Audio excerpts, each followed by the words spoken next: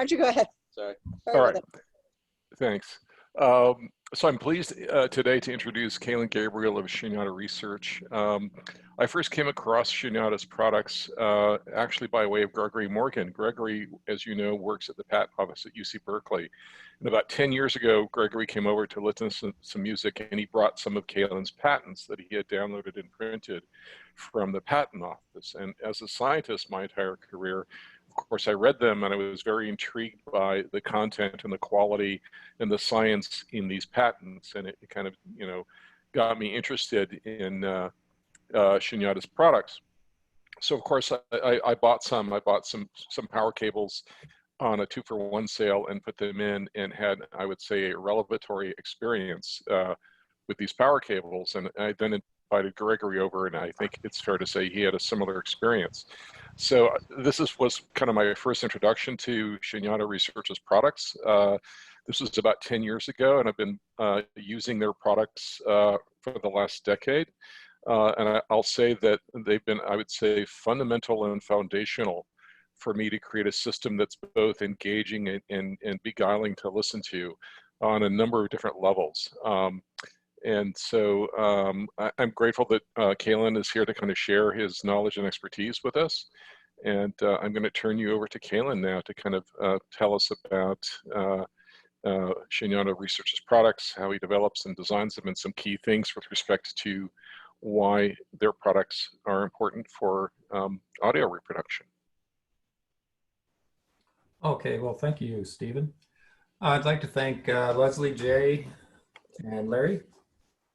Thanks for inviting me. It's really nice to be here. Let's see. Well, a little bit about my background. Let's see. I was in the military, and military intelligence, I guess is what you could call it.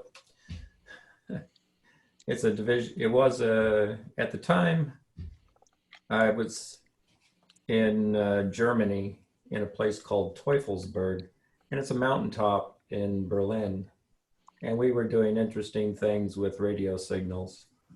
The division that I was in is later what you would call NSA. So I had quite a bit of experience with communications equipment, multiplex systems, data acquisition, that type. And once I left the military, I entered the computer and networking field, which I was in for quite some time. I worked for various companies. One of them would be Quotron, which was the premier provider for stock trading information to brokers. They had a proprietary network that delivered information within milliseconds to the brokers. There's a big competitive advantage if you could get information quickly and act on trades. So this was pretty interesting experience. Then worked for a company called Emulex. They were one of the pioneers in the fiber channel, which was at the time very fast, 1 gigabit per second. Now that's fairly common. Back then that was leading edge. Then around the mid 1990s, all this time I was an audiophile. So when I was in the military, let's see, when I was in the military, we had 3 different kinds of people. One category was into drugs, one category was into cameras, and one category was into audio equipment. And, some people, various mixtures of that. So obviously I was into the audio, and me and my friends, we would put on big events for some of the local Germans. We had stacks of Bose 901s and phase linear 700 amplifiers. And we'd stack those up outside and get the record player out and have a big party. At that time, I also did some work with at shows for Pioneer. So that was actually my first entryway into into the audiophile community. Then when I left the military, I kept improving my system, but I was never really quite happy with it. It certainly didn't sound like real music or live music. So I set about to try to figure out why the system didn't sound realistic, why it always had an artificial electronic sound. So many times people ask me, well, why did you start off in this business building power chords? That seems odd. At the time, most people didn't really believe they made a difference. It was all snake oil, it couldn't possibly work, those type of comments. Well, in the research that I had done for myself, I had found that the biggest weakness in all of the audio systems that I had were related to power. So I had access to a lot of spectrum analyzers and what would be considered high-end measurement equipment for the time. So I pretty much built the products for myself to improve my system. And then I had some dealer friends who I would share the products with. And then pretty soon they wanted me to build products for their customers. And then it just grew from there until my hobby became my full-time job. And that was right around 1998, 1999.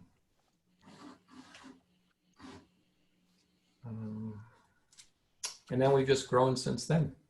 Now we're hiring more people because we can't build the stuff fast enough. So we're hiring 2 more people in production. So we'll be up to 22 people in production.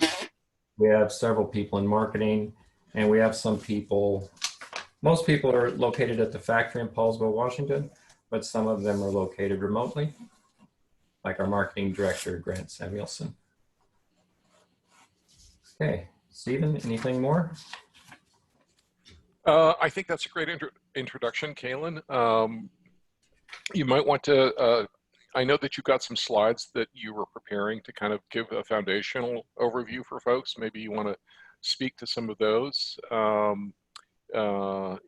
about maybe why power chords matter. Maybe answer that question, how can the last 5 feet of a power cord matter when you've got all this wiring outside the house, you know, coming in, and how can those sorts of things matter? I know you've written some things that have been, you know, published on the internet elsewhere, and maybe you could use that as a foundation and jumping off point. Okay, well, I don't really, it wasn't my intention to come here and sell our products or market our products or try to convince anybody of anything regarding our products, but my intention to come here was to talk about some of these subjects in general and try to help people with some of the concepts, perhaps, and even to help people that are do-it-yourselfers. So that's my interest for this session. If we want to have specific discussions about specific types of equipment or our equipment, I'd be happy to do that. But I'd rather just talk about some general principles. And one of them is why power chords? So let's see if I can get this to work. And I'm not, so I can run Zoom, but I can't run Keynote.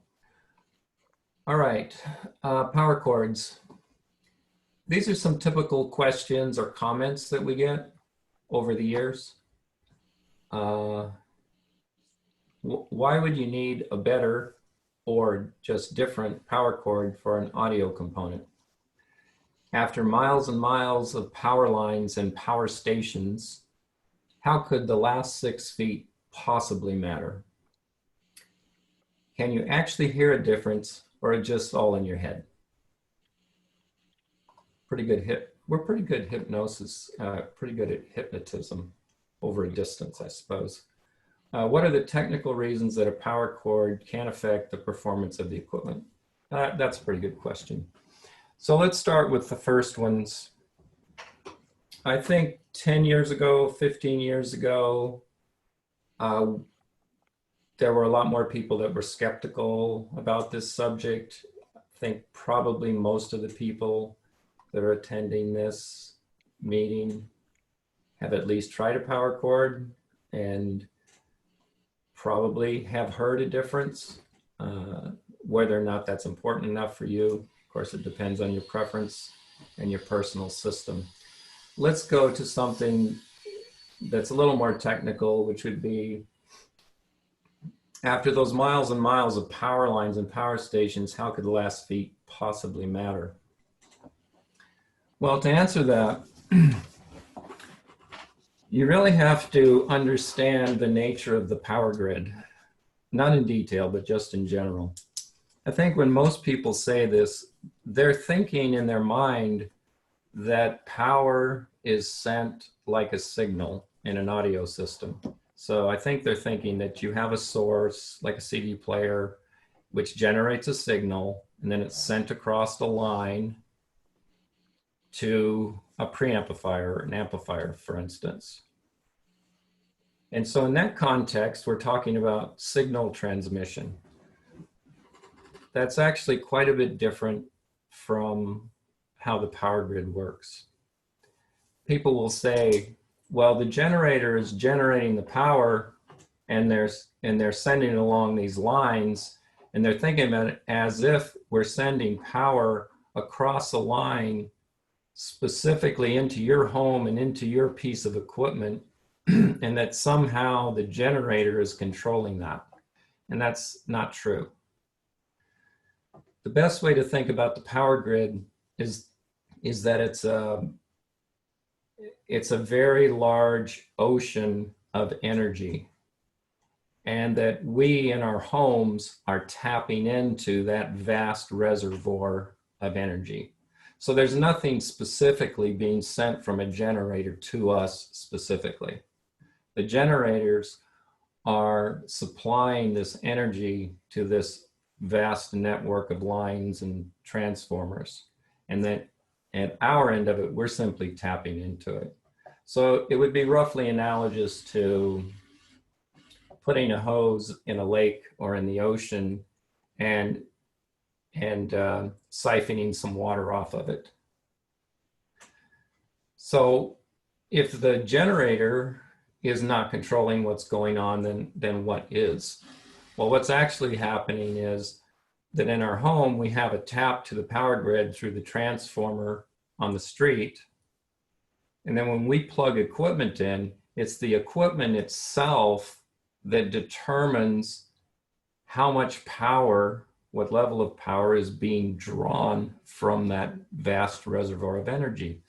That reservoir is so large that without limits, like circuit breakers, that if it was allowed to flow unimpeded, the energy of that grid can literally vaporize the wire in the home, vaporize the wires to the transformer, and it could potentially burn our house down. So the equipment itself is what's determining how much power is being drawn. So from that perspective, you really have to think about power delivery into a component in the reverse order of what you would normally think. It's actually not the last 6 feet, but the first 6 feet from the perspective of the component, and specifically the power supply of the electronic component.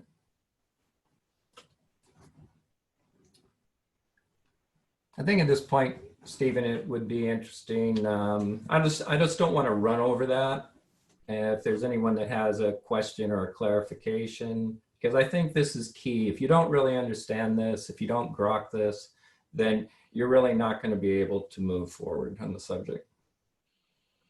Yeah, we don't have any questions specifically about that yet, Caelin, but maybe one of the things that you could speak to is the interaction between, say, the power supply and the component and the incoming power. You know, because you use the analogy that the component kind of sits in the middle of the power distribution chain. And if I remember correctly, maybe you can kind of speak to some points about that as well. Okay. How about this? How about we look at the local part of the power grid, the part that starts with the transformer on the street through your electrical panel to your electrical outlets. How about that? Yeah, that sounds fine. Okay, I'm just gonna share my screen here.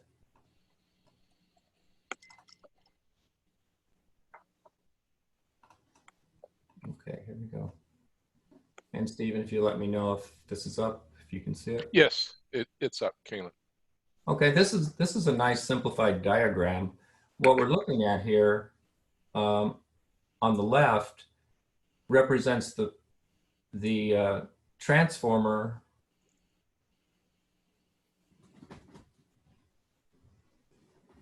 the power coming in from the transformer. Oh, I'm sorry, wait a minute. This is, no, that's not what that is. Let's see. Okay. There you go. Yeah, these are, there we go. Okay. So this represents a transformer and coming into an electrical panel.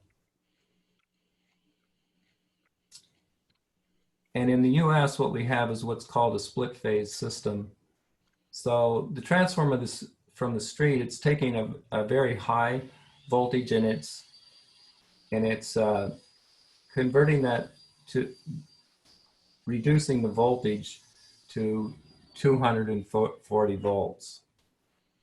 And it's just tapping one phase. So when you look outside and you see the power lines, you'll notice that there are 3 lines running across the top of the poles. That represents 3 different phases of power. Now, power, when it's delivered to your home, usually only one of those phases will be tapped, and then they alternate. So the next house will be tapped on the 2nd phase, and the next house will be tapped on the 3rd phase. So this system then goes to a center tap secondary on that transformer, which reduces the voltage, but it also allows us to split the voltage into 2 polarities. Many times people will call these phases. Technically, it's you'll see this center tapped transformer. You'll notice that the center is grounded, and across both of the legs would be 240 volts. But when we tap it in the center, it delivers 120 to each one of the sides in the panel. Now, this little diagram was actually made for balanced power, but the concept is the same with the transformer, that it's center tapped.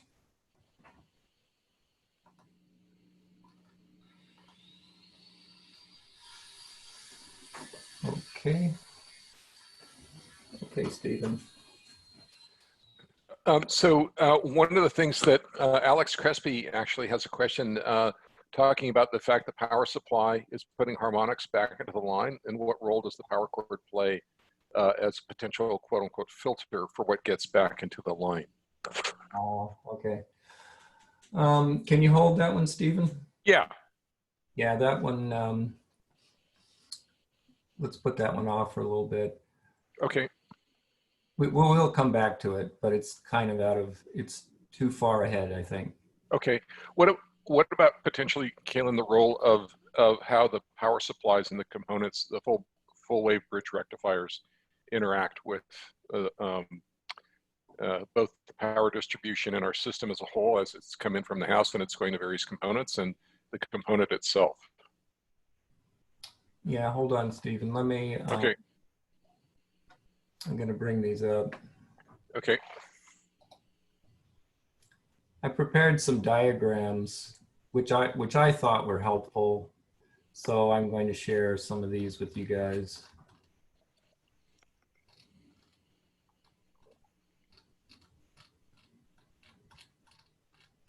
Well, while you're looking at that, that up, Caelin. Someone wants to know how you gave your company its name. My wife and I are both have studied in England, in India, and other types of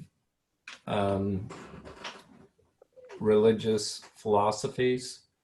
And Shunyata is a Sanskrit word which roughly means the emptiness or void from which all creation emanates.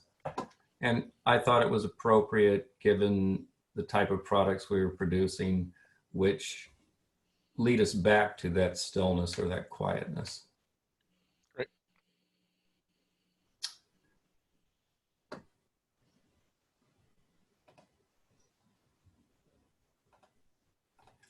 How about this? Let's talk about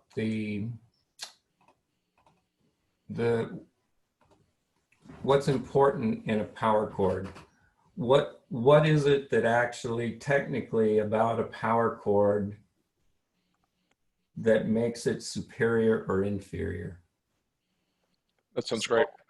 When I'm designing something, there's only two primary factors that I'm primarily concerned with. One is DTCD. Now this is a term that we created over the years. DTCD stands for Dynamic Transient Current Delivery. And then the second one is noise. So primarily when you look at a power chord, they're extremely simple. You basically have wire, a dielectric or insulators, and some connectors. So without any other technologies or noise reduction parts or materials, they're about as simple as you can get. So from that perspective, when you think about a power chord, we could have a tendency to dismiss it as insignificant or not important because it's so simple, especially given some of the colloquial expressions that are used in engineering, one of them being a straight wire with gain. So the assumption then, and there's a lot of assumptions made in engineering, the assumption then is that the straight wire is functionally a zero. It has no effect. Now, of course, all engineers know that that's not true. A wire functionally is a distributed series resistance, inductance, combined with a distributed parallel capacitance. So any length of wire, especially when it's in relationship to another wire, is a filter.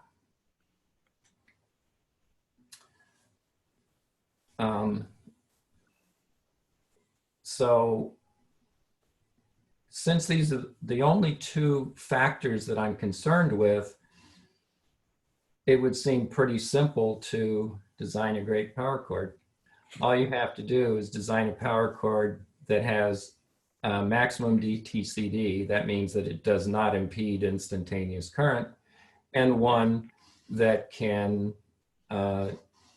block or absorb all the noise that's present. So also all engineers know, and most people know, that you can never achieve a theoretical 100%. It's always a percentage of what's possible. And that's where advancements come. Perhaps we can achieve an 80% of the total theoretical DTCD, and in the next generation you can achieve 85% instead of 80. So now you got a roughly 5% gain. And in the noise arena, perhaps you can reduce noise by 5 dB, and in the next generation improve it to 7 or 10. And so you have an advancement. So in each one of these areas, there's obviously many, many design parameters underneath each one of these two pillars of design. So under DTCD, there are many things.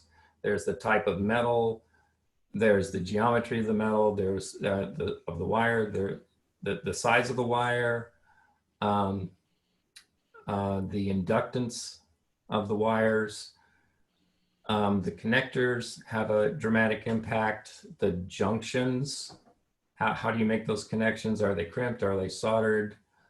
What type of metals are you joining one metal to another metal? Does it impact the sound quality? Does it impact the DTCD? So there's a lot of things underneath each of these that go into the design.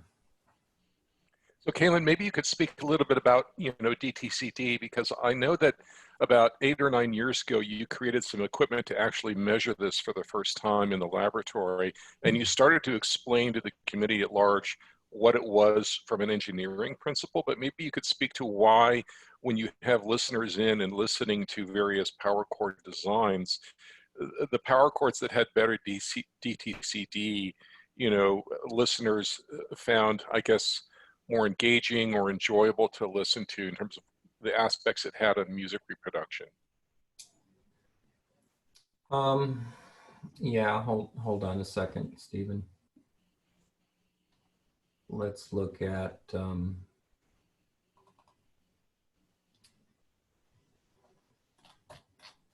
just look at a little graph here.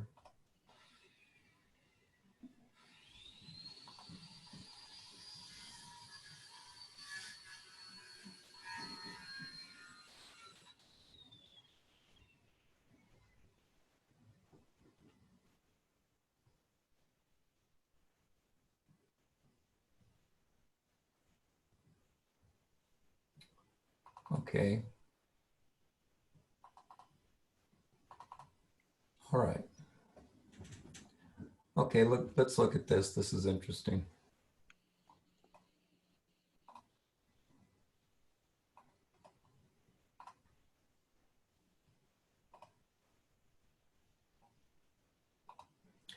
All right, here's some measurements that we made with the DTCD equipment. What is a DTCD analyzer? I think I'll just cover that first for those that haven't looked on the website. This was actually published 15 years ago. The DTCD analyzer simulates the power grid. So as I've said before, power delivery is not like signal transmission. You don't have a generator sending a signal across a wire that's then delivered to a component. You have a reservoir, a pool of energy, and then in the power supply's rectifiers turn on and off 120 times a second in the United States with a 60 cycle power grid.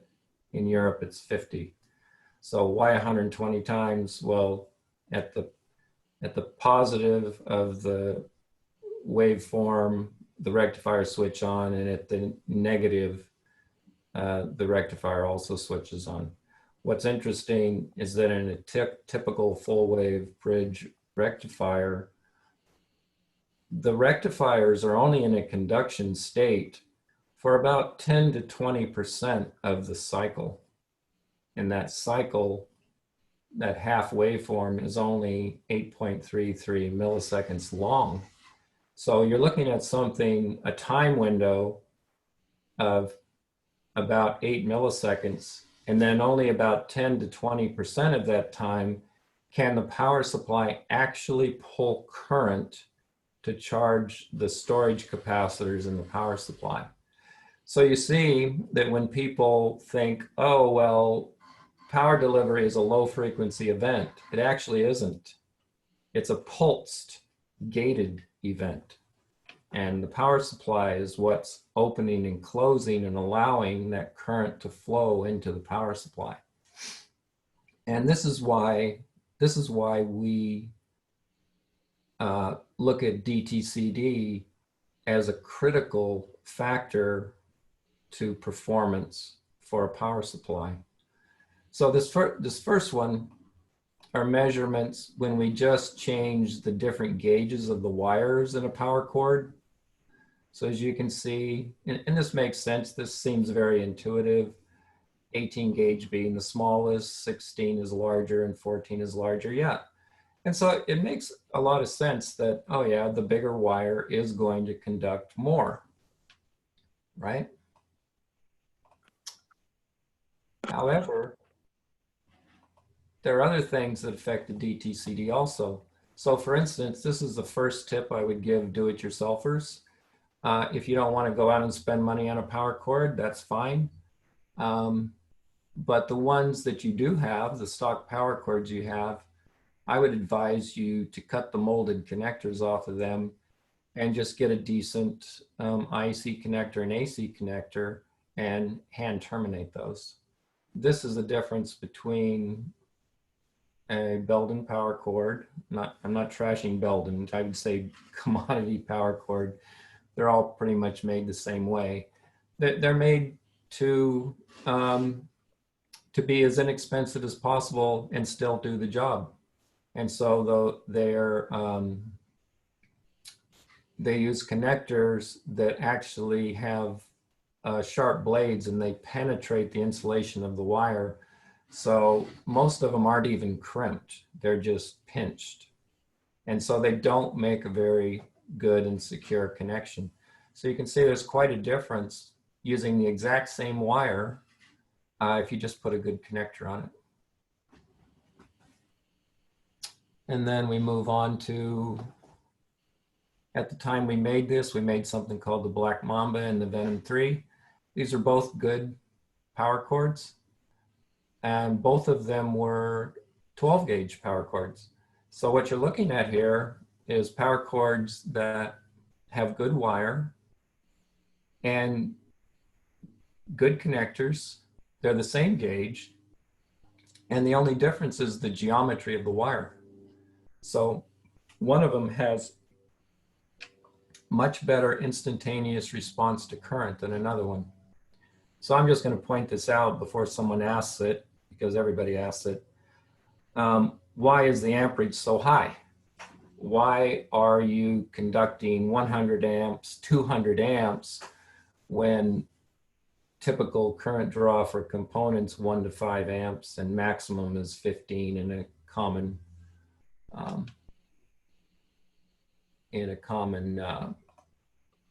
home power circuit?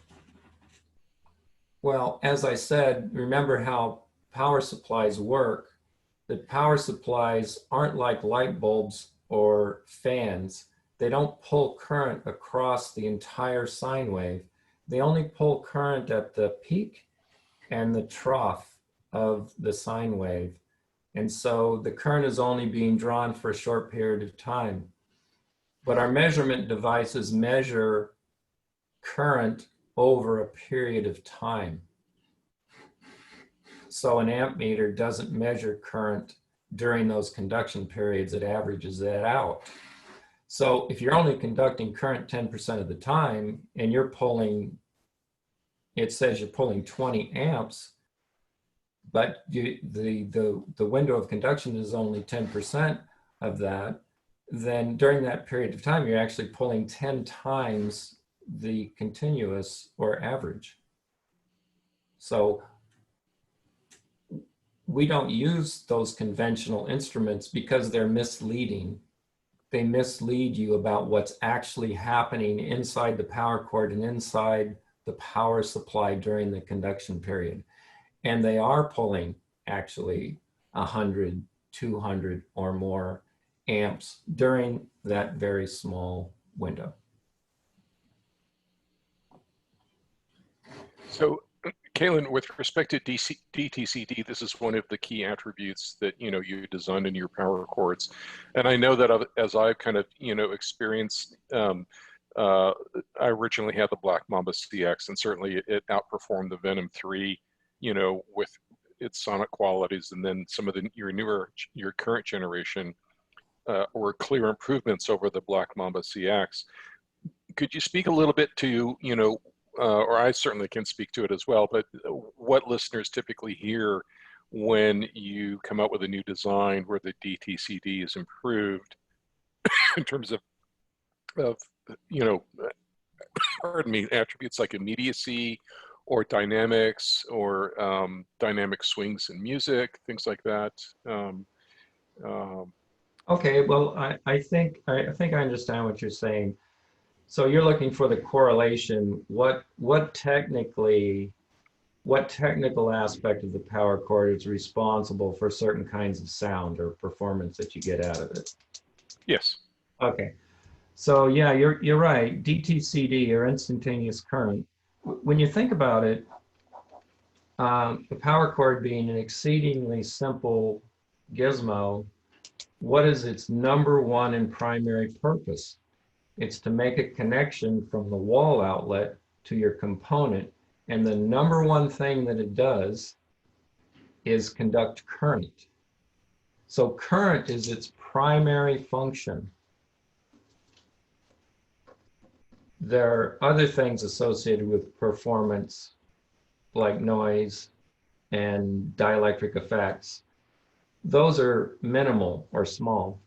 And that's why when I talk about them in papers and stuff, I'll often refer to things like that as micro distortions, Mm-hmm. because they're in the grand scheme of things, they're not at the base of the pyramid. They're peripheral. Do they make a difference, and can you hear them? You can. But if you don't address the base of the pyramid first, then you probably won't even hear those effects. So at the base of the pyramid for us is DTCD. If you don't get that right, if you impede instantaneous current, what happens is you reduce the amount of current available to the power supply. Now, I'll often hear people say, well, I'm using a standard power cord and my component works fine. Why do I need one with better DTCD? I said, well, you know, if it's a computer or it's a fan, maybe you don't. But unfortunately, if you have an audiophile system, many of the things that we take for granted in just a consumer grade piece of equipment actually affects the audio quality. We actually hear it. Does it mean it won't function? No, it'll function fine. Will it function technically better with better DTCD? It actually will, and I'll explain why. If I have a power supply, and let's say an amplifier, and it conducts, its duty cycle is 20% of the time that the rectifiers are on with a standard power cord. And if I put in if I change it for a power cord that has better DTCD, what does that mean? How does it affect the power supply? What it means is during that conduction period, the power supply can pull more current during that time window than it could with one that's got an inferior DTCD. And what that translates into is that the conduction period is shorter. The rectifiers are actually on for a shorter period of time. This is the technical reason why you hear a difference. When rectifiers are on, this is for the engineers, when the rectifiers are on, you're in a low impedance conduction state.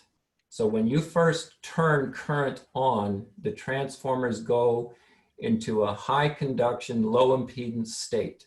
During that period of time, it is open to the noise on the power grid. So the period of time that the rectifiers are on, you can think of it like a door, like you're in a house and there's a party going on in your living room and you're in the bedroom to hide out from it. You open the door and all the noise comes flooding in. It's similar electrically with a rectifier. When the rectifiers are on, you've now opened yourself to the power grid. And so now all that noise is flooding through. And that door is opening and closing 120 times a second. So two things happen. With better DTCD, that door is open and closed faster, and it's open for an aggregate shorter period of time. Second, the power supply's storage capacitors may achieve an average higher rate of charge than they would with an inferior cord that has inferior DTCD. And so what do I mean by inferior? Do I mean like 1%, 2%? No. With the DTCD analyzer, we've been able to measure a typical commodity power cord that comes in the box with most of your equipment will have typically a 30 to 50% reduction in DTCD. And so when you think about that, what's the number one purpose of a power cord is deliver current, and that you have a power cord that impedes that by 30 to 40%. That's not a little audiophile thing. That's not a 0.5% reduction in distortion. That's a massive effect.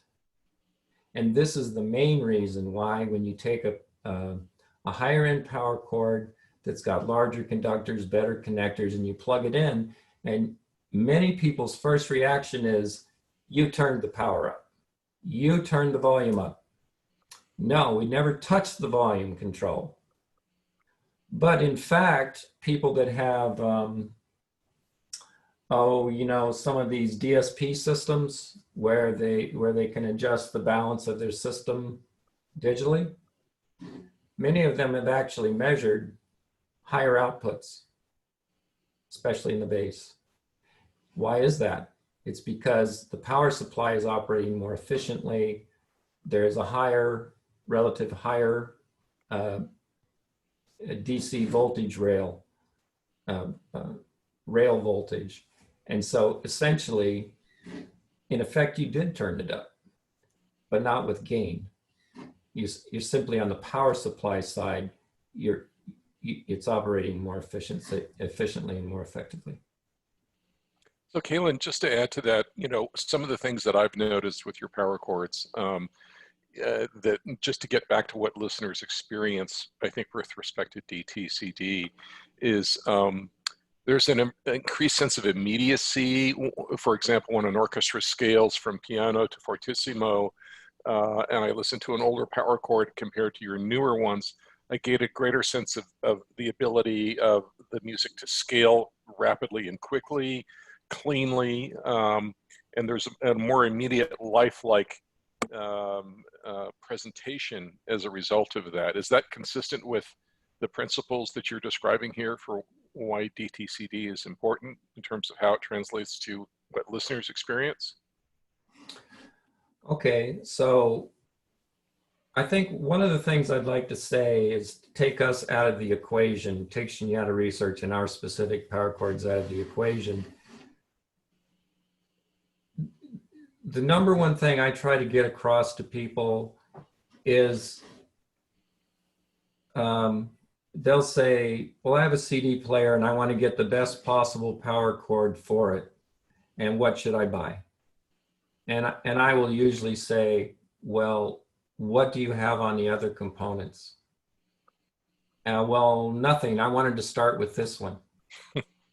And I've heard your alpha power cord was great.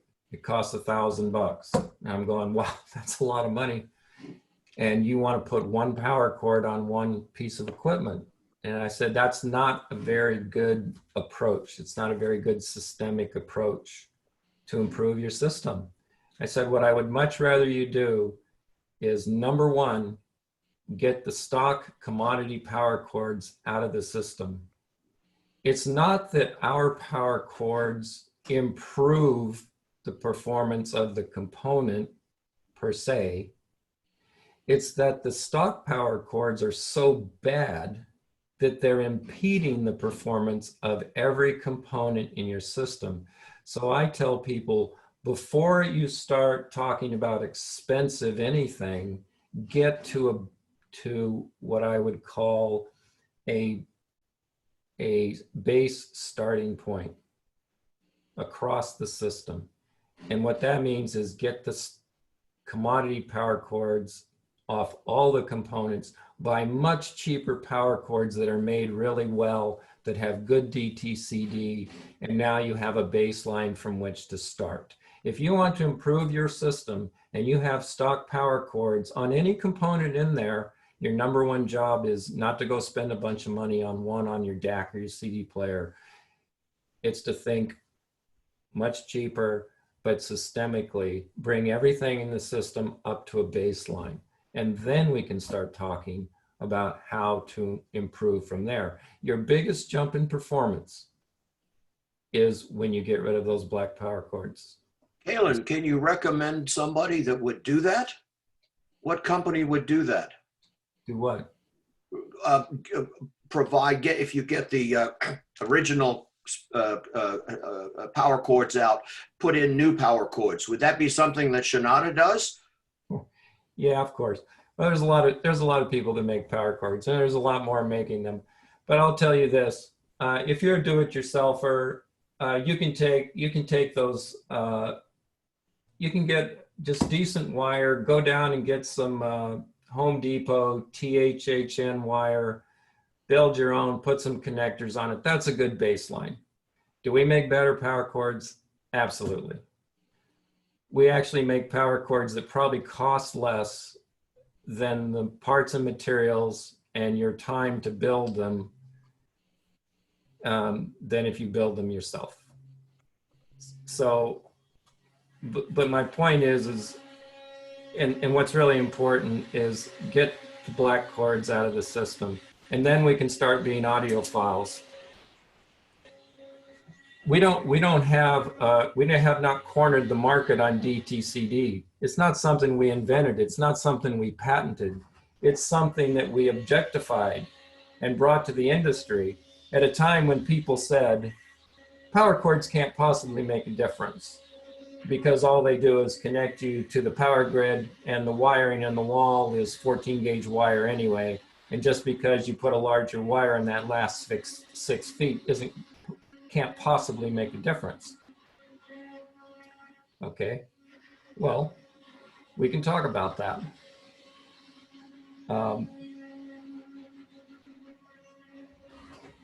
As I said, you have to look at it from the perspective of the power supply. People think of power cords, they think of the analogies that they were given. Sorry for the noise.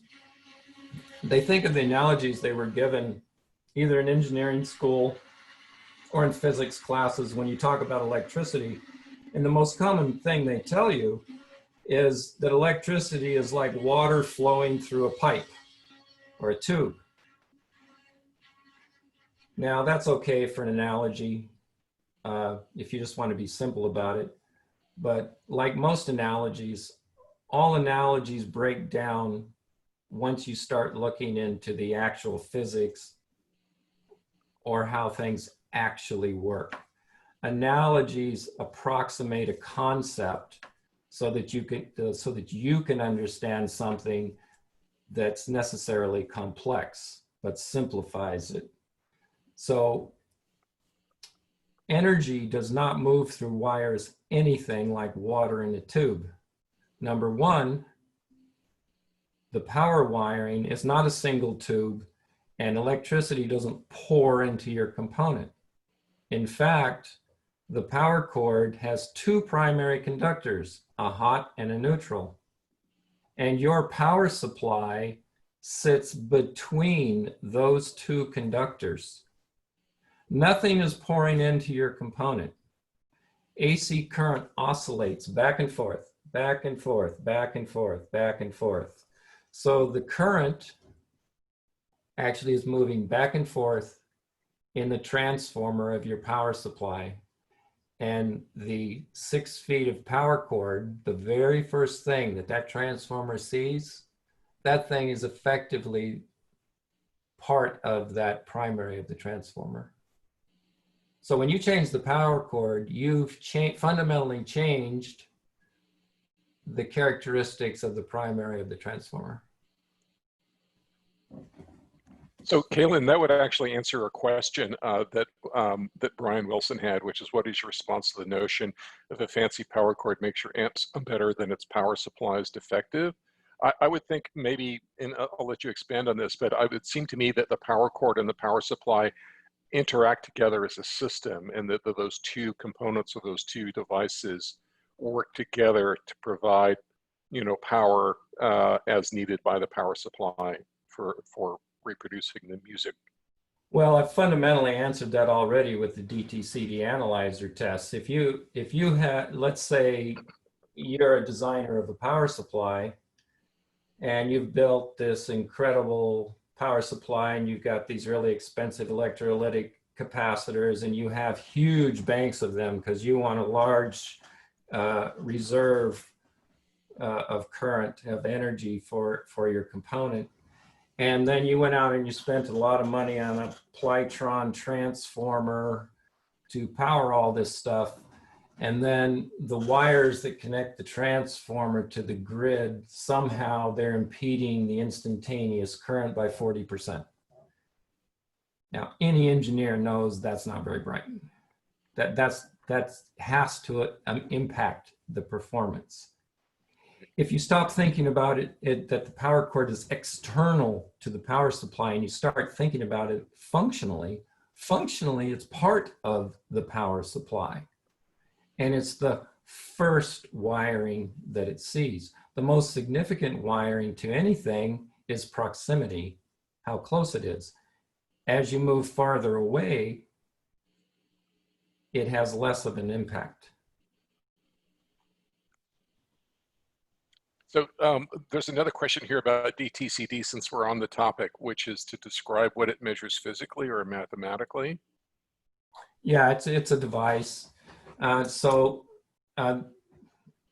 think this was on the website. We changed our website recently. I think it's on there. So anyway, we describe how we build the DTCD analyzer. The DTCD analyzer is effectively a capacitive storage array. So it stores a lot of energy.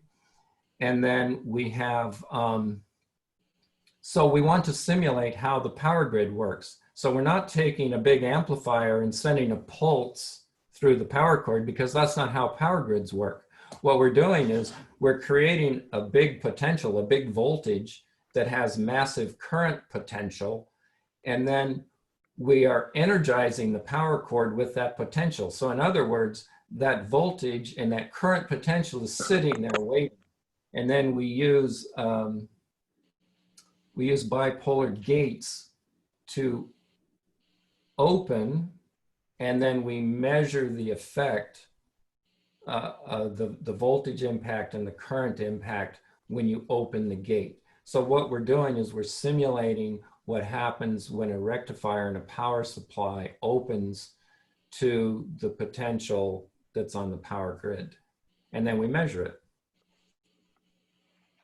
Okay, great, thanks. While we're kind of on the DTCD topic here, there's another question about this.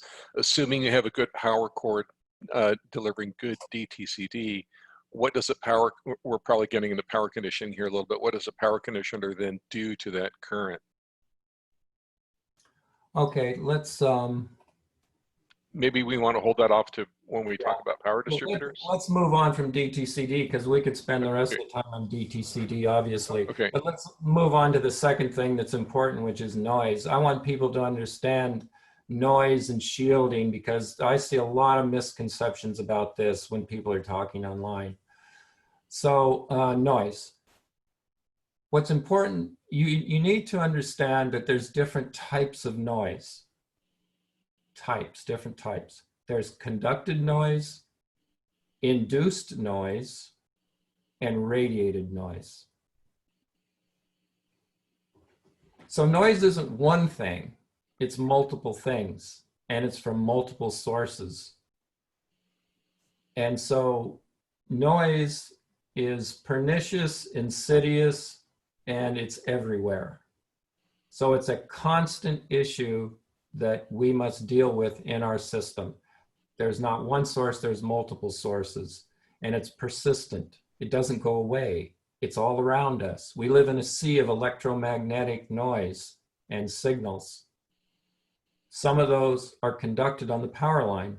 Some of those aren't conducted on the power line, but they're inducted, or through inductance and capacitance, they can be imposed upon the signal wires or on the power wires from external sources, like motors and the components themselves, the magnetic fields of the components themselves. And then there's radiated noise. Radiated noise is what I mean by noise that's within the power cord can radiate out. And if there's like a phono cartridge nearby, or if you have signal cables that aren't very well shielded, you can radiate noise onto the signal wires. So each one of these requires a different solution to minimize their impact on your system. And of course, the forums are just filled with people. I have hum, I have buzzing. I live near a microwave tower. I just got one of those yesterday. And I know that people want a simple answer. They just want to be told, what do I do? But whenever someone approaches me and they says, I have a problem, usually what happens is I'll ask them 10 questions and then I'll ask them another 20 to try to get to the source of their problem to solve the issue. So related to that, I'd like to say that many people believe that noise conducted, I'm just going to talk about conducted noise now. So I'm going to stick to, what we do, which is power conditioning, power cabling. So conducted noise. Most people think that noise is out there somewhere. It's outside my house and it's bad and I don't want it in here. So I've got to do something to keep it outside. I want to block that stuff. So this is when people start buying power conditioners, isolation transformers, regenerators, our equipment. So they're looking to keep the bad man out. I got to keep that stuff out of here. Well, what they don't realize is that noise has the biggest effect. The stuff that's closest to your audio equipment has the biggest effect on noise. As you move away from the equipment, the impact is less. There could be a guy running a drill 6 houses down. Is that going to have a bigger impact than the wife plugging in the vacuum cleaner in your own house? Well, obviously you know the answer. So the thing that has the biggest deleterious effect on audio system performance in conducted noise is the audio components themselves, because they're sitting right next to each other and they're plugged into a common power connection, a distributor. So they're plugged into a power strip or into the wall itself. And so each one of those components has a power supply. Each one of those power supplies has rectifiers, whether it's a switched mode power supply or a linear power supply. They all have rectifiers. They all switch on and off. And that constant switching on and off and that pulsed energy creates noise and it kicks it back onto the power line. And the more components that you have connected into that power strip, the more noise that's being generated. And oh, guess what? By the way, you have a perfect clock that's synchronizing all of your components. So guess what? At the exact time that your DAC power supply rectifiers are turning on, that's the exact same time that your power amplifiers are switching on and creating a huge voltage transient and current transient on the power line. How is it timed? Well, they all run on 60 hertz. And so they all turn on at the same time. And so they're all getting hammered with noise from all of the power supplies within just a few feet. And so if there was anything that we pay special attention to, it's the concept that we call CCI, component to component isolation.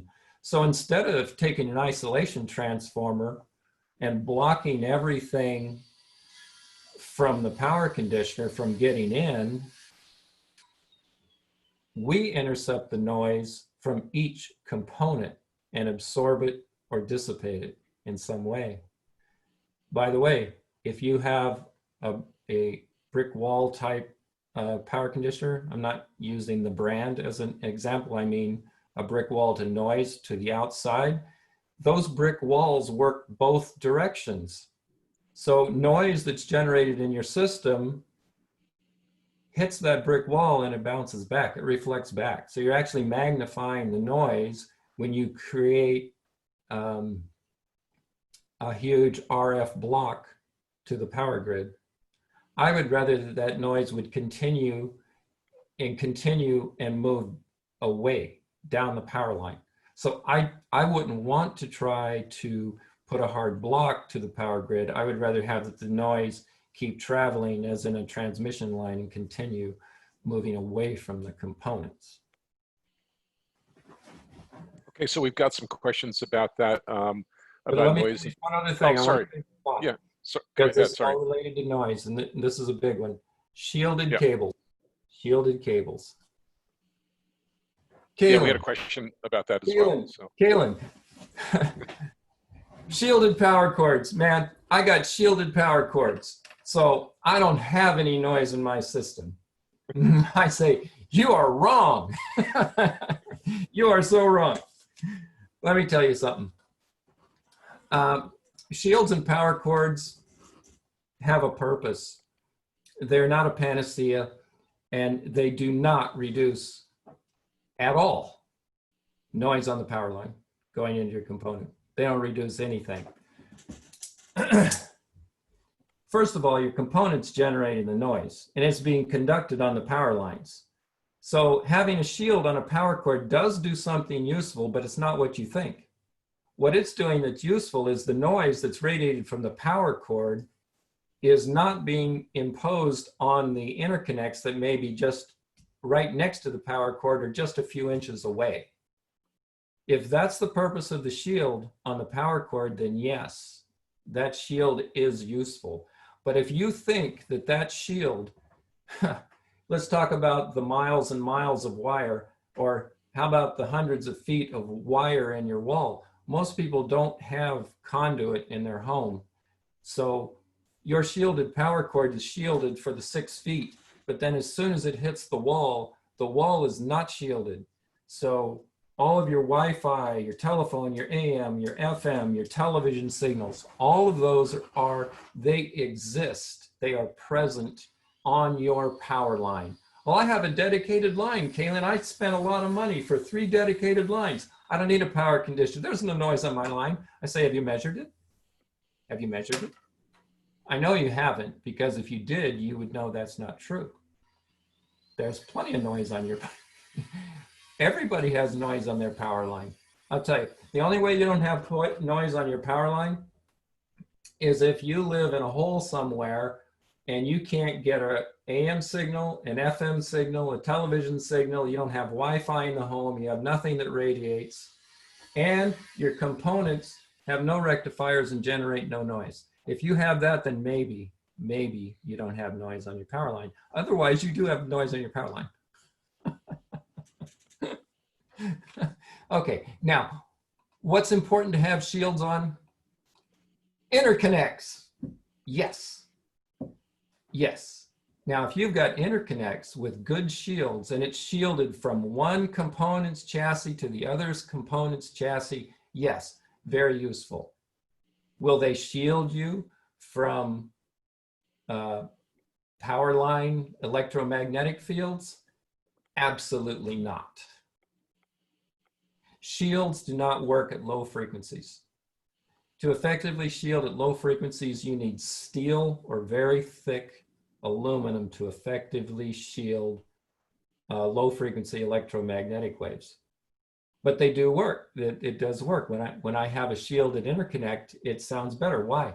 Well, it's because it's shielding RF frequencies, 10 kilohertz, 100 kilohertz in the megahertz frequencies. That's what the shields are helping you with, but they do not block low frequency like 60 cycle. And it's for this reason that, let's say you're a neat freak. I think Stephen's very neat, and he might have done this in the past, but he learned his lesson, I think. I see people and they go, man, my audio system is so beautiful. And so they take their power cords and they put them in nice straight lines and they bundle them together. And then they take their interconnects and bundle them together with them, and then they tie wrap them. And oh God, that looks good. It's so neat. You can hardly see them. Terrible idea. Whenever you run a wire parallel to another wire, that one wire will induce a current in the one next to it. So, and because power cords, you can't block the 60 cycle electromagnetic wave, you're just going to create hum. So you always want to, power cords and interconnects, always cross them as close to 90 degrees as possible and physically separate them. There's also dielectric effects that go beyond just the radiation. The physical touching, even if you can separate it by a fraction of an inch, the dielectric actually develops a charge. And so if they touch, even if they cross at 90 degrees, you can still induce noise into the interconnect. So please have a little bit matters. Fractions of an inch can matter. Okay, that's what I wanted to get out. Okay, great. So what I'd like to touch on, Caelin, since we've got about half an hour left, I want to see if we can answer as many as possible of some of the folks' questions here. Okay. Did you want to comment on another point first? Yeah, I'm going to answer a whole bunch of questions just by showing you something. Okay. So I'm going to share my screen and I'm going to show you Okay. this. This is going to answer a ton of questions. Hold on.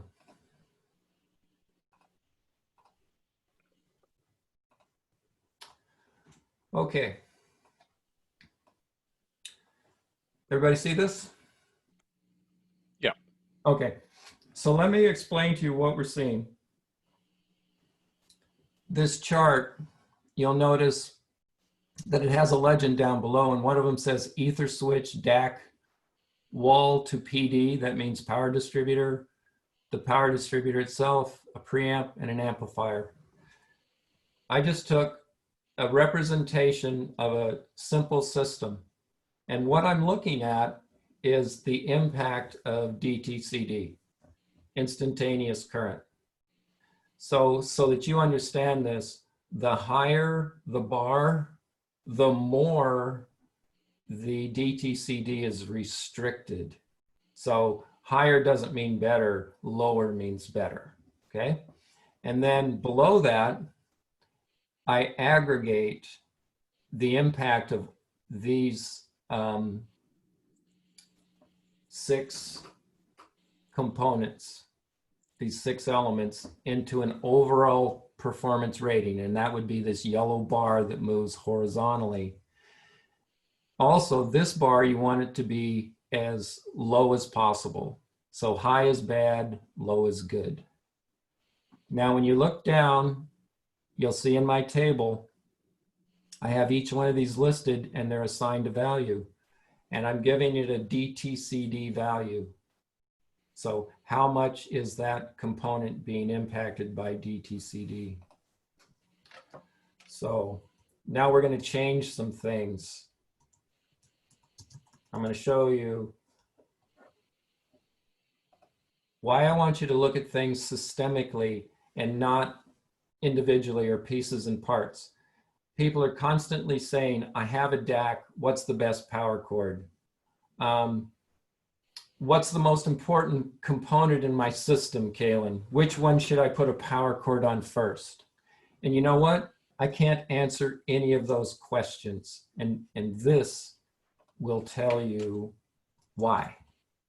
You have to look at it as a system. Okay, so let's start with this. I've assigned each one of these a relative importance with a number. I've given the power distributor the highest importance because all of the current runs through it. And then the power cord that goes from the wall to the power distributor is second most important. Why? Because all the power runs through it. And then amplifier is probably next because it's a high current device. Preamplifier is a little lower, but very important because it's the place where all of your source components are being amplified. DAC is pretty important. And then I threw in something a little more peripheral, like an Ethernet switch. And so each of these have a relative value. And now we're going to start adjusting it. So if I was talking to an individual, in my mind, I create this grid. But this way you can see what's going on in the mind. When someone comes to me and they say, I have all stock power cords and I have an APS power strip, not to pick on them, those are really great for computers. Don't put that in your audio system. They sound like hell.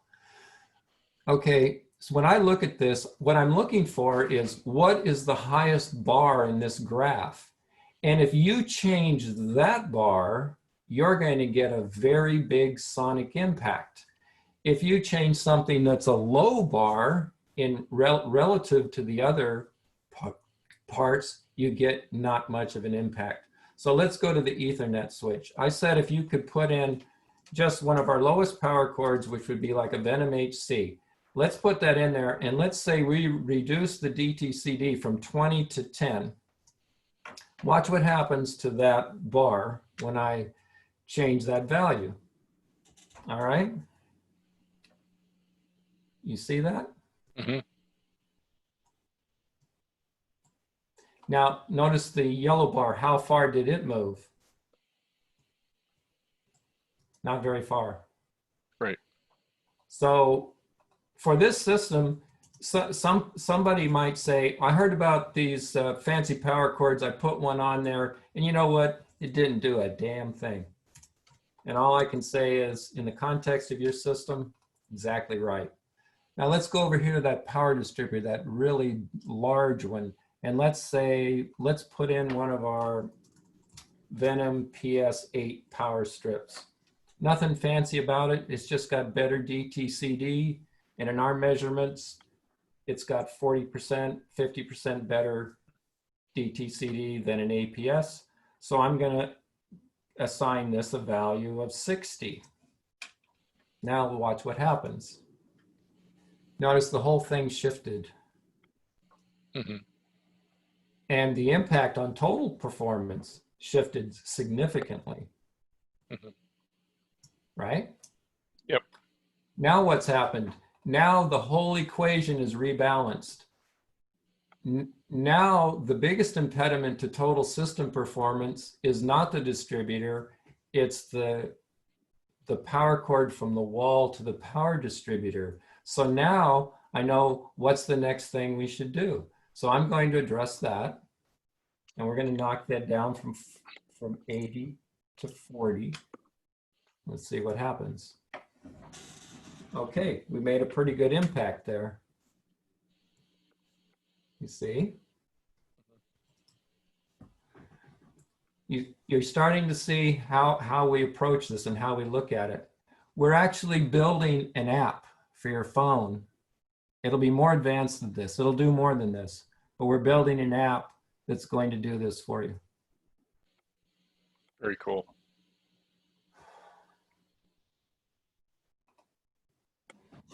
Okay, I'm back. So,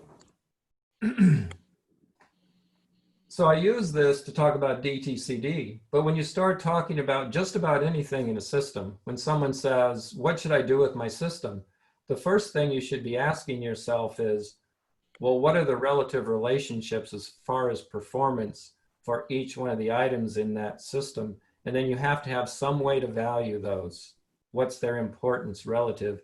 And identify the weakest link in your system and address that. And when you do it, that's when you get these rave comments that you see on the forums. Oh my God, I put a Denali in and it changed my life. Even my food tasted better, the air smelled cleaner, and you think these people are nuts. Okay.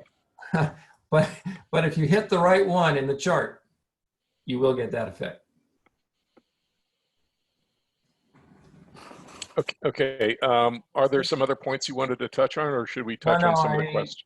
I have much more. I can go on forever, but let's Okay. I want to get to the questions, get some people's questions answered. Okay.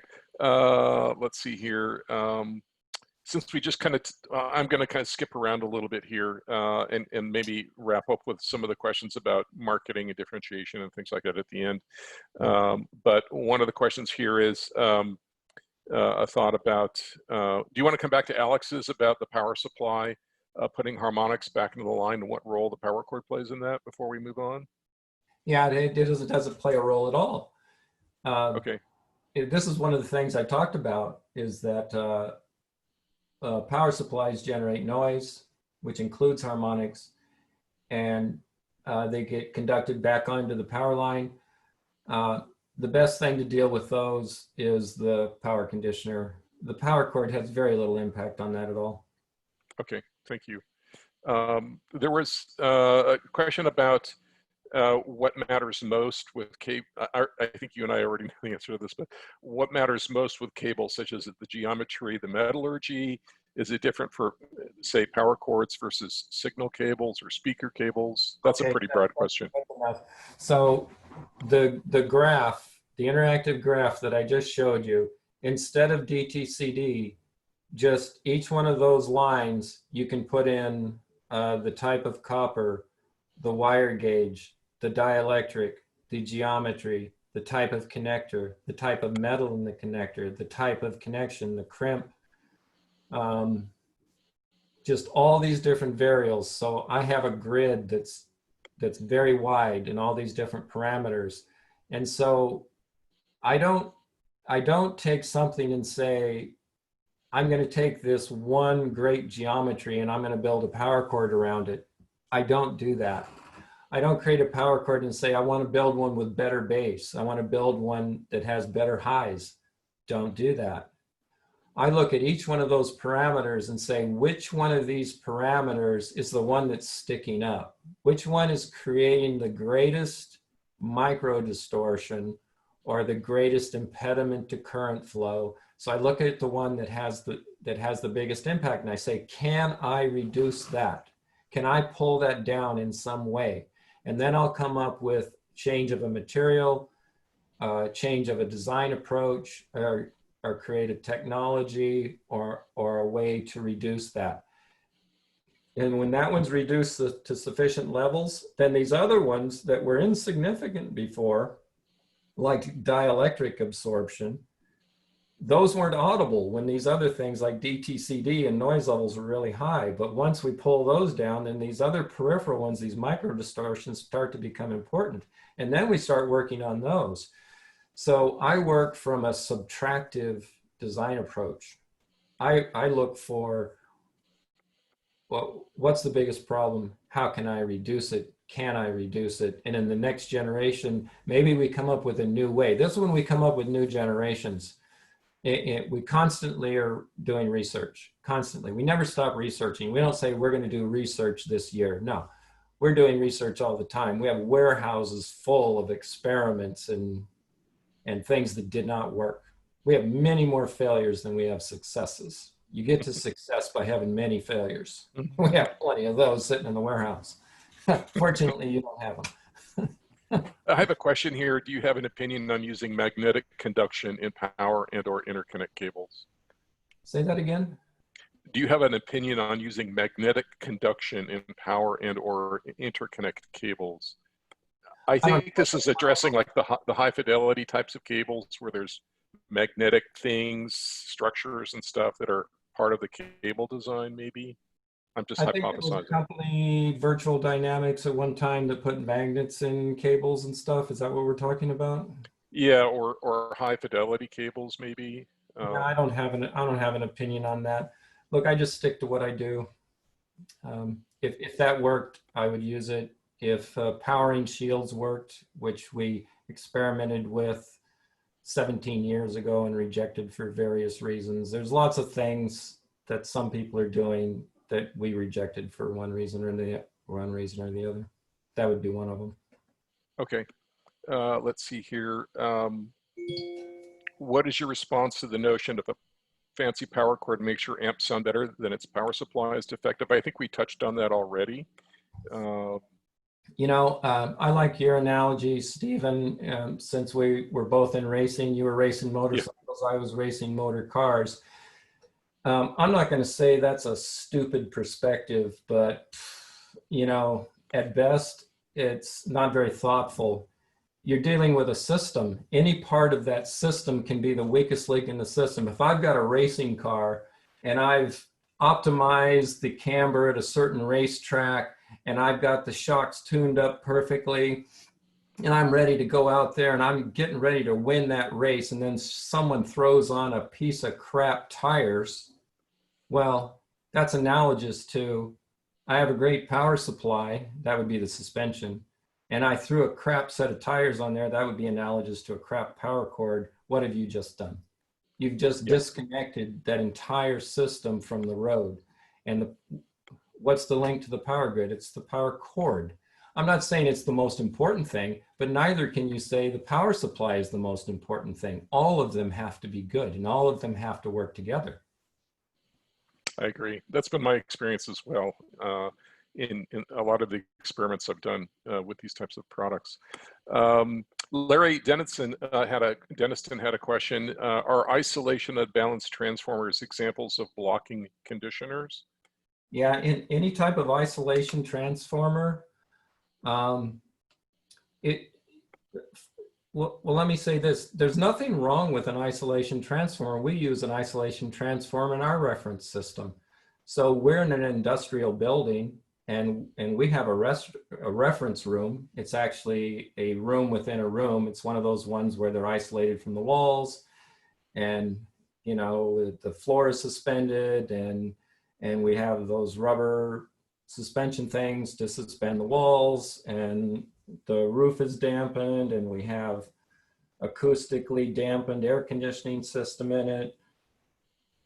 And we have an isolation transformer because we want to disconnect ourselves from that industrial community where there's lots of companies around us that have big motors that they turn on and off. And so there's a lot of noise in that environment.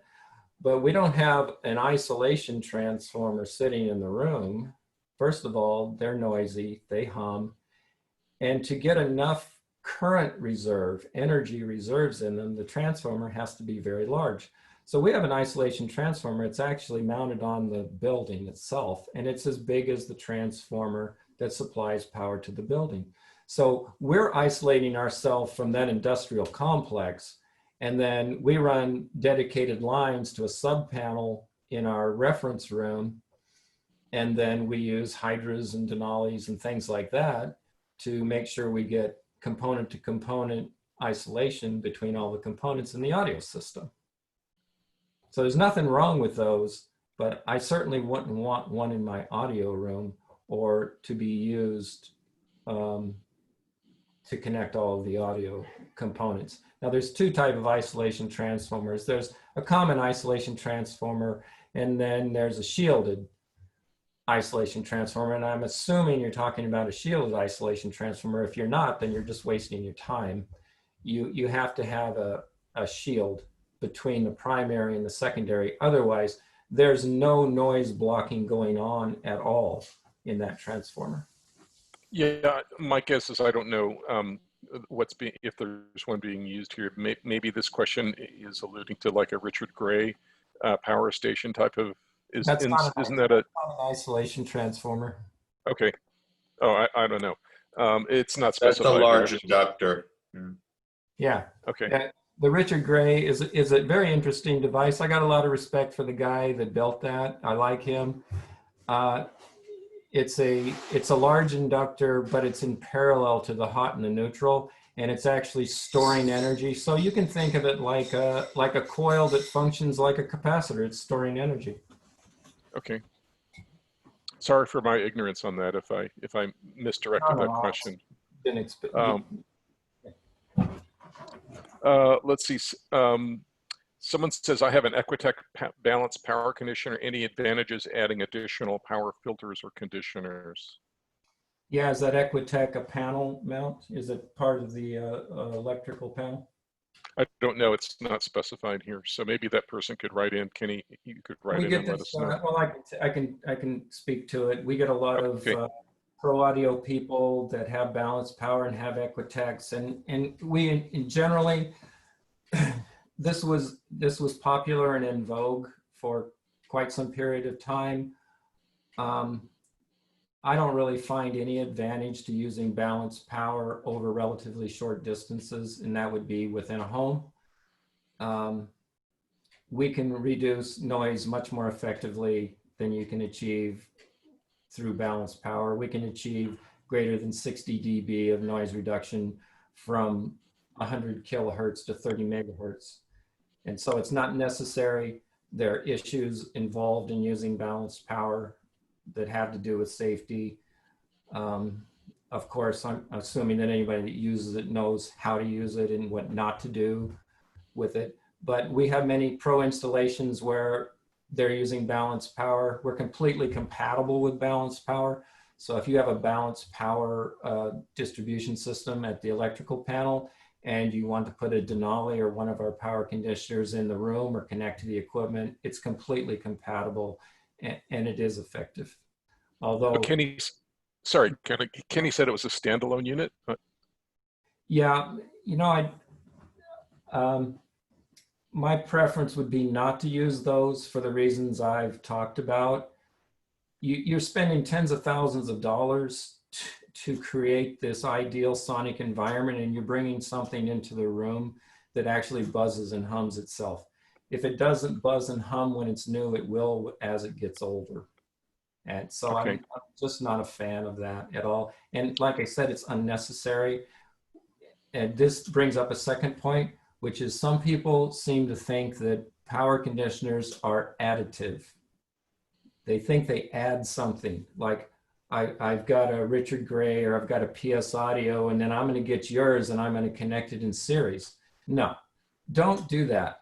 All of these systems, a lot of these power distributors, especially the transformer-based ones and coil-based ones, are highly reactive. So if you're using one power conditioner with another power conditioner, at best, you're going to get mediocre results. At worst, you can get some very erratic effects that could affect the performance of your system.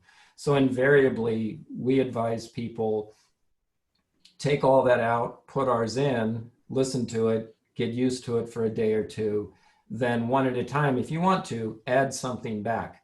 And invariably, people end up just using our equipment.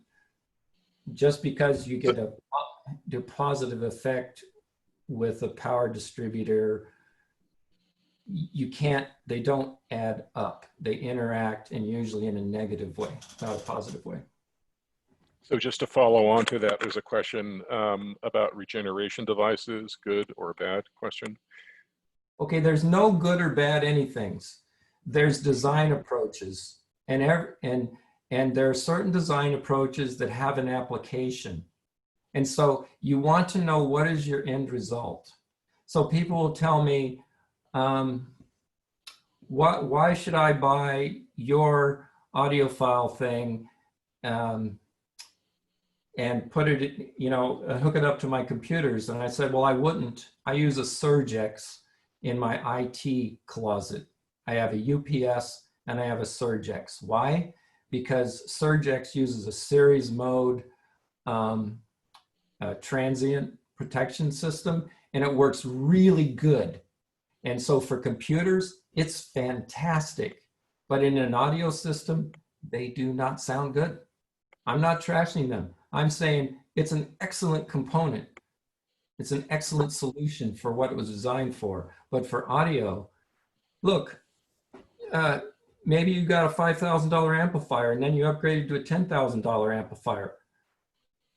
Why would you use a power component that decreased the performance of the entire system by 20%, 30%, when you're spending all this money to try to improve performance? We make a certain type of power distributor. Its singular purpose is to optimize audio and video performance. That's its number one job, not its second job or third job, number one job. So we're never going to do anything in these devices that's going to hurt sonic performance. As long as it does, you know, we have other priorities like safety, reliability. Those are number one. But sonic perfection is number one. If that's what you're looking for, and if you're not, why are you spending all that money on your amplifiers and speakers? You're putting something in there that's degrading the sound quality of everything in your system. That doesn't make any sense to me at all. Okay, I'm just scrolling through here that we're getting quite a few questions here. So let's see. We've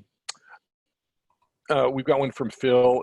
How, if at all, would you prioritize components such as preamp, amp versus source, such as a turntable or streamer? I think that may be an individual thing in terms of what you listen to, but maybe you could speak to that, Caelin, from your perspective about the power distribution system being foundational for building a good system. Well, you know, that chart that I had up, that interactive chart, that concept lends itself to this question. And we get this all the time. It all has to be in context, but I will say this, that power, people talk about what's most important in an audio system, and you get these arguments, and I see these guys that get online and someone says, well, it's really good fundamentally to have a good power distribution system, you know, with a good distributor and good power cables. And someone says, well, the number one thing is acoustics. And if you haven't addressed that, then you're just wasting your time. So go get some room treatment. And I'm going, oh, bloody hell. So the way I look at it is you have two pyramids. One has to do with acoustics and one has to do with electrical performance. There's not one pyramid, there's two. And both are important. If you've got crap acoustics, then you're wasting your time over here on the electrical side. If you've got crap electronics, you're not going to have a great system just because you have an incredible room. So you have to do both. And you have to start at the base of the pyramid. So in acoustics, have good dimensions in the room. If you don't have good dimensions, move the room or do something. Put a large mass in the room. By the way, that's a good way to address rooms that have bad dimensions. I can talk to someone about that later. But, you know, first reflection points, have some decent acoustics. On the electrical side, before you spend another $5,000 on an amplifier or the next generation CD player, if you don't have a good power conditioner and decent cables, you're wasting your money. So start at the base of the pyramid and work your way up, both sides. There's a question here about UL approvals. Of course, you have to be compliant with regulatory requirements for your products worldwide. So I think that's a pretty obvious answer there, is that you have to be compliant with the regulations within the countries that you sell your products. Yeah. There's been a couple of questions here. These are a little bit off topic. Leslie would like to know what your system is, and Brian would like a quick peek at your system as well. I think people see the nice system you have behind you there. Maybe you want to kind of speak to that a little bit for a few minutes. Yeah, this is just something I tossed in the room. This is my office at home. There are many components that move in and out of here. I have a lot of different speakers. I've got Harbeth 40.2s, Magnaplaner 20.7s. These are DeVore 096s. We have the big Pure Audio Project speakers, Quad 57s, Aeon speakers. I mean, I have so many, I can't list them, and the same as with electronics. So we have to test with a variety of things. Oh, I really love my Aeon Crossfire tube amplifier. There's certain things you love. I do like those posts on forums. You know, what do you really love? There's few things I really love, but I would say these DeVores, they're really nice speakers. They don't cost a fortune. They sound fantastic. So I really appreciate them. We use a lot of Constellation products. Those work universally well. No matter what speaker we put on those amplifiers, they always perform really, really good. Got a Lampezator Pacific, Total DAC. Both of those are fantastic. Love them a lot. Is that covered? Yeah, so let's just expand on that point just a bit. There's another question from Wilson. What audio qualities in music reproduction do you listen for to assess your products? Okay, this gets into personal sensitivities and preferences, and everybody has them, and I have them. And this fundamentally is what drove the development of the products that I've created. I'm particularly sensitive to tonal quality and purity. So anything that's hashy, noisy, grainy, gritty, even in micro amounts, I really don't like that. And so that's one of the characteristics of our products, that they have a very pure, transparent sound, where they're not grainy or gritty. I'm fairly insensitive to bass. Some people love big bass systems, and I understand that. When I listen to those systems, I can appreciate it, but I can live without the big bass systems. I much prefer, guess I'm kind of English orientated that way. I think if you get the voice right and get the tonal characteristics of instruments correct, I really don't like the shifting of the tonal characteristics of an instrument. I don't like a guitar that has steel strings to sound like silk screen strings or something else, or violins that are skewed, or pianos that don't sound correct. So those are pretty much my preferences. So we're coming up on 3 o'clock here. I don't know if we have a hard stop or not, but I'll just ask maybe a couple of final questions for you. One is from Steve Schaefer. We both know Steve. What areas of power and noise, I guess, product development or components are on the horizon for Shunyata? What new areas are you interested in pursuing for Shunyata? Well, in my reference system, I usually have products that are 2 or 3 years ahead of what's in production. So I'm always working on something, and when it's appropriate, that something could become a product. And so between now and the end of the year, there will be probably 4 or 5 somethings that are pretty significant that are coming. Some of them are power, some of them are in grounding. Okay, thank you. One last question from David. This is actually one of our first questions, but in this age when everyone seems to be making cables and power conditioners, are you finding it harder to distinguish yourself from the growing competition? What would you say is the one thing that makes your product stand out from the competition? Okay, well, the first thing is there's nothing that makes us stand out. There's many things, and I can't go through all of them. Just go to the website. We've developed many technologies over the year. Many of them are patented. Some of them are proprietary. We've developed many materials of our own. We make our own wire. We make our own connectors. We don't sell them to anybody else. There's just too many things to go over. And the biggest problem we have is how to make enough stuff to satisfy demand at this time. Okay. I think that's a pretty good indicator of how you're doing with respect to meeting your customers' needs and in product development. I don't see any other questions coming in. I don't know, maybe Larry or Leslie or someone can say if we have a hard stop here at 3 o'clock, or if we have time for a few more questions. We do not have a hard stop. We can continue if people want. Okay. Okay. You know. It's up to Caelin. Yes, sir. I would say it's up to Caelin if he has Okay. a hard stop or Okay. No, I don't have to go to the bathroom yet. And I still have some tea left, so I'm good to go. Hey, Caelin, maybe some of the things, I've seen some questions come in from some various folks here about digital cables.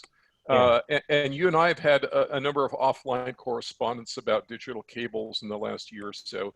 Maybe you could kind of speak to some of your findings about the importance of digital cables in your portfolio of products, you know, based on some of the research and the findings that you've had about them.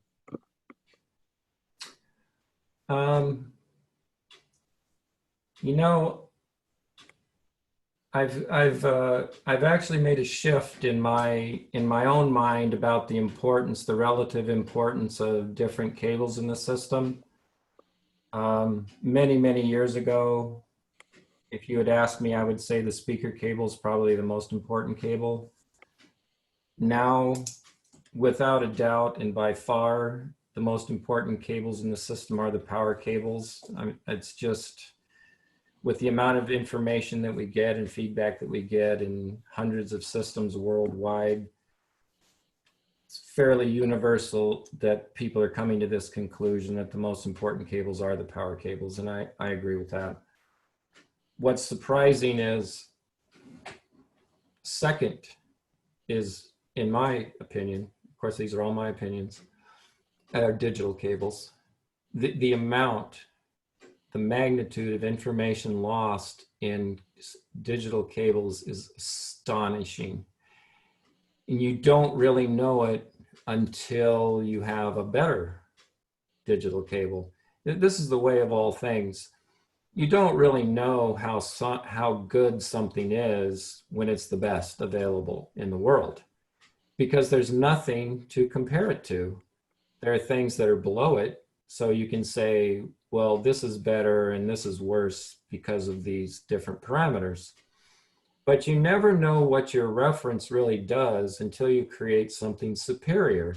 After you create the superior product, now you can look down or back and say, oh, you know, actually, that sounds a little fuzzy, or it wasn't very coherent in the bass, and it was kind of woolly in the bass. So you have to create something better to really have a context for whatever is the state of the art at the moment. And I would say that anything, what we've done in the last, I would say 3 years, the magnitude of advancement in digital cables is astonishing. And truly, you know, I said I wasn't going to come on here and promote anything, but I would encourage you, if you have digital cables in your system and you haven't tried one of our digital cables, I really encourage you to do that. You're going to be shocked how much information is lost in those connections. I will say this, a lot of people know this, some people don't, that cables and digital cables specifically create jitter, phase noise specifically. So there's cable induced phase noise. And that's why a lot of these DAC designers try to put the clock as close to the DAC as possible. They understand that any wiring involved, the farther it travels, the more phase noise is going to be induced. So if you do have digital cables, it is a huge impact. Just a couple other questions here. Bob Walters like to know, is there a sweet spot in your power conditioning and power cord lineup? Yeah, how much is your system worth? So, yeah, for every question, there's always going to be a question of context. You must have context. What one person considers reasonable, another person considers you're out of your fracking mind, you're crazy. We're involved in a demo in UK of an XVX Wilson system, an absolutely incredible speaker, unbelievable speaker. Very few people in the world can afford that speaker and all the ancillary components required to drive it to its potential.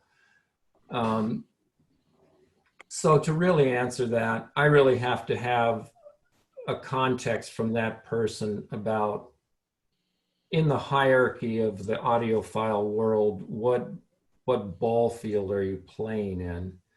I would say that at any price point in our line, if you're looking in that approximate price field, each one of our products at their price point outperforms things 2, 3, 4 times the amount. I'll put it that way. I would really like people to get an NR cable. That's a noise reduction cable. Those are quite accessible right now. We're very proud that we're able to create a line of noise reduction cables at such a reasonable price. The Venom V12 NR is, I believe it's $350, $395. So you're actually getting noise reduction in the power cable, which really helps contribute to that CCI, component to component isolation. And for folks that are using digital components, your Venom V14 digital power cable is very affordable as well for, you know, things like network bridges and music servers and things like that, or even your video for your TV or home theater cable box.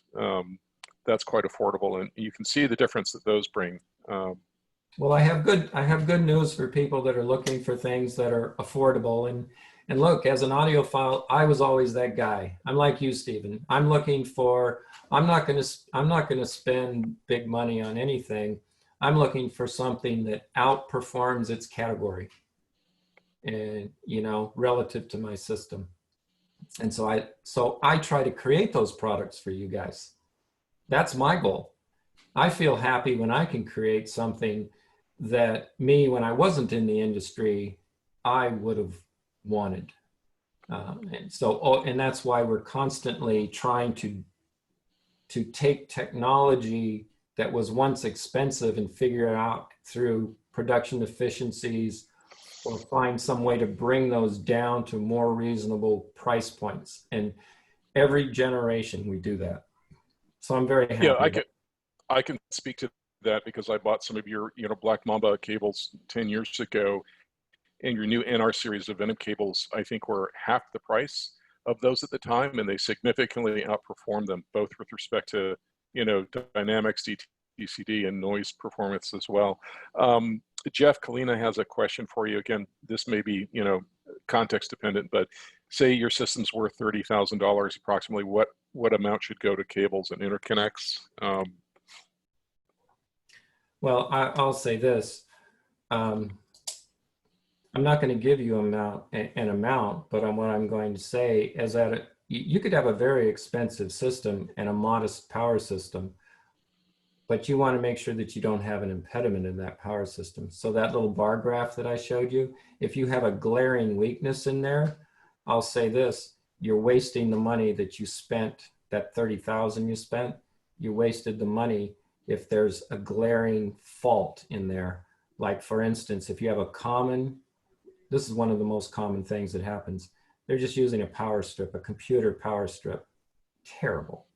Okay, get a decent power conditioner with good wiring, good connectors, and if you can have a reasonable amount of noise reduction built into it that doesn't impede DTCD and doesn't have ringing from massive number of capacitors in the box, then do that and get a baseline of power cords. Don't be using stock power cords. You don't have to spend a fortune. We have a power cord that costs 135 bucks. It's a good power cord. It's crimped and soldered. It has good conductors. It has copper contacts. Just get something that's good for a baseline. And then if you don't want to spend a lot of time and effort on your power system, I'm fine with that. It's your system. You can do what you want. But if I'm advising you, I'd say if you don't have a decent power system at the base of that pyramid, you can be chasing your tail the rest of your life. People are unhappy with their system, and so they're changing their CD player, they're changing their DAC, they're adding another gizmo and another isolator to their Ethernet system. So just start at the base of the pyramid, and a lot of those problems go away. David has a question about, given a power cord makes such a difference, do you advocate a longer cord, say 2 meters, rather than a shorter cord of 1 meter? I would say this is true for power cords in general, that a very short power cord, you will have less of an improvement than one that's in the 1.5 to 2 meter length. So if you try, it's not like speaker cables. It's not really true of speaker cables either, but it's more true than in a power cord. You know, if you've got monoblocks and you just want to make a very short connection, great. You want to minimize. I'd rather have a connection that's half a meter long than one that's 30 feet long in a speaker cable. In a power cord, if it's too short, you don't really get as much of the performance gain. So I'd say 1.5 meters to 2 meters, and 1.5 is pretty good, because even if it's a very short connection, you don't have much to try to roll up, and don't do that, by the way. Don't roll up interconnects or power cords. Don't put them in loops. You're just adding a lot of inductance, which is a problem. Steve has a question on grounding, but I'm going to skip past that because we know that can get really complicated. You might be able to have that discussion offline with him at some point. You know, Steve. There's a question here: are cords critical, I guess, to electrostatic loudspeakers? I think that's what is meant by the ESLs. You have some quads. Yeah, I have rebuilt quad 57s, and it works for me. Now, Okay. I will say they pull almost no current, so it doesn't make sense.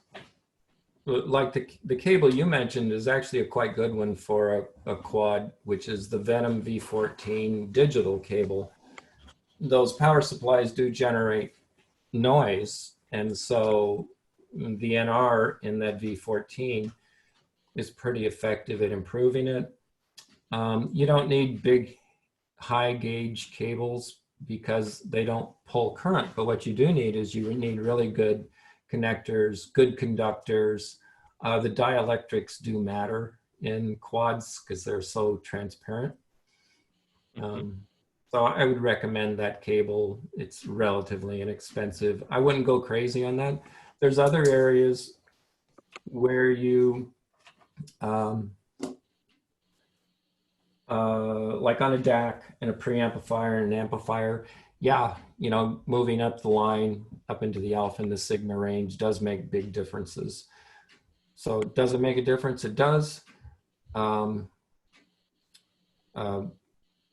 But you don't need to go crazy with it.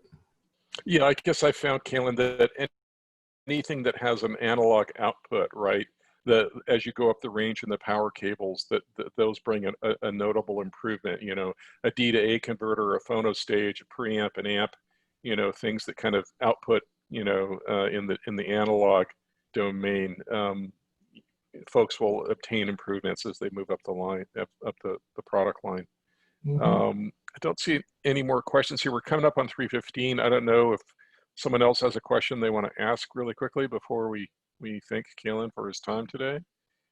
Hi, Caelin. My name is Gregory Morgan. I'm a friend of Stephen's. He mentioned me earlier.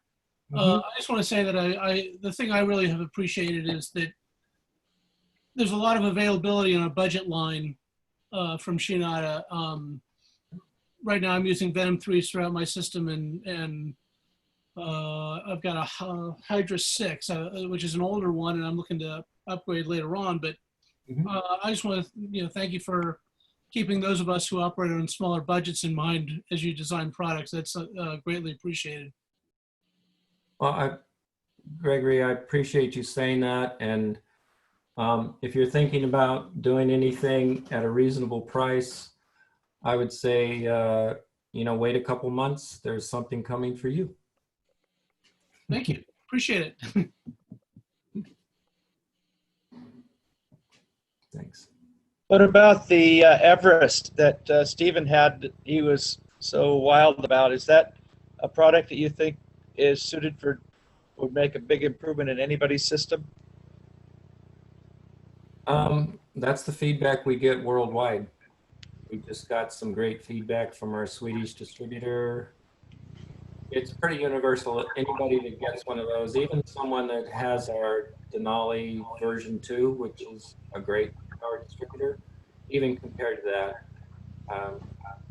a lot of times you release a product and there's so many different systems out there and different people with different preferences. And so, you usually get a mixture. You want to be at least at the 70–80% point where most people say, yeah, it's an advancement or an improvement. But every now and then, it's one system or one person doesn't like it. But the Everest is very universal. We've had nothing but over-the-top comments. It's frankly pretty embarrassing to read some of them. I can support that as well. It's been revelatory for me too to put the Everest in, and I had an outstanding one with the Denali V2 prior to that. So, but I think Caelin, made a real breakthrough with Everest, and it really will transform a system in notable ways. In ways, I should add that amplification electronics cannot really add to the presentation in fundamentally different ways. I want one. Okay, well, there's about a 2 to 3 week wait, so get your order in. We're trying to catch up. I'll just add to that I think that Caelin's QRBB device that's in the Denalis and the Everest and the new seed mode filter, particularly in Everest, really, I think for me, fundamentally changed the nature of the musical presentation in ways where I find like all the audiophile lexicon anymore that we used to use for 40 years, it doesn't really apply anymore. It's more like, oh, that really sounds like a Bosendorfer Grand, or that really sounds like a Guarnerius violin or a Guadagnini cello. It's that kind of change in what you're experiencing. One of the things that I realize hasn't been mentioned is that when Stephen was first exploring Shunyata products, I was over at his place, and I remember him deciding to try it on his television. And I was amazed that you could see the difference. It was noticeably, brighter, and the blacks were darker. I mean, it was an amazing improvement on something that we didn't really think would make a big difference, and made a tremendous difference. Yeah, well, in our sister company, Clear Image Scientific, we make medical power conditioners and power cables for the electrophysiology heart surgeries, and that's all visual.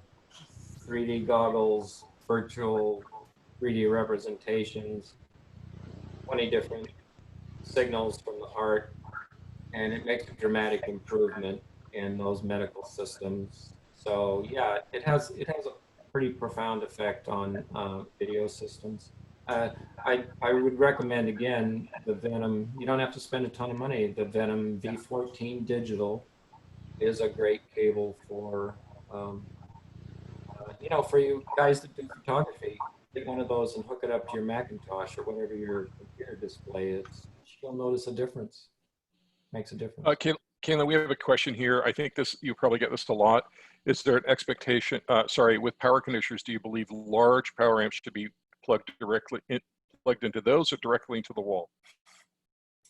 This is contextual. So if you only have one power circuit in the room, that doesn't mean one outlet. That means that the circuit in the room, there's multiple outlets that are connected to that one circuit. If you have just one circuit, you can use any of our power conditioners. They're all rated for 30 amps or 30 amps, 20 or 30 amps of current.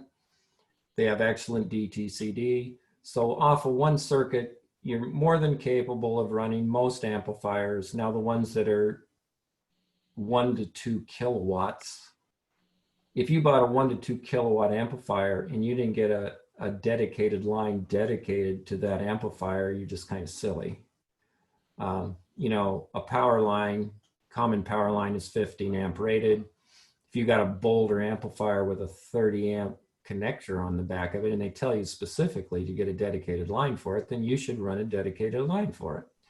That being said, if you've got a 100, 250 watt, 300 watt amplifier, any of our power distributors are more than capable of running those without compression.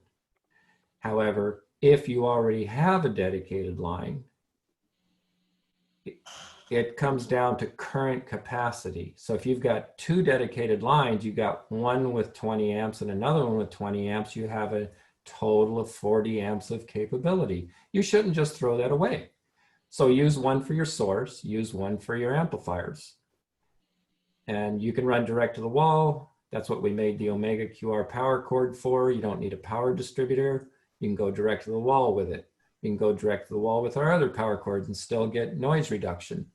And there's a device coming that will is specifically for monoblock amplifiers, and you get all the benefits of the Everest or the Denali without having to spend as much and with all the outlets and stuff, and it's smaller. So there is something coming for that.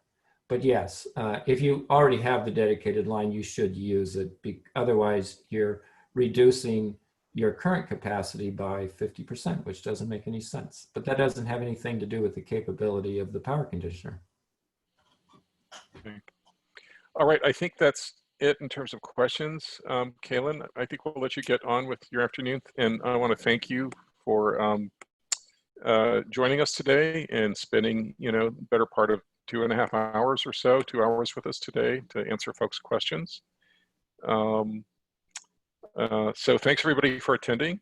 I don't know if Larry or anybody else wants to make any final comments today, but I want to thank Caelin specifically for taking the time to visit with us today.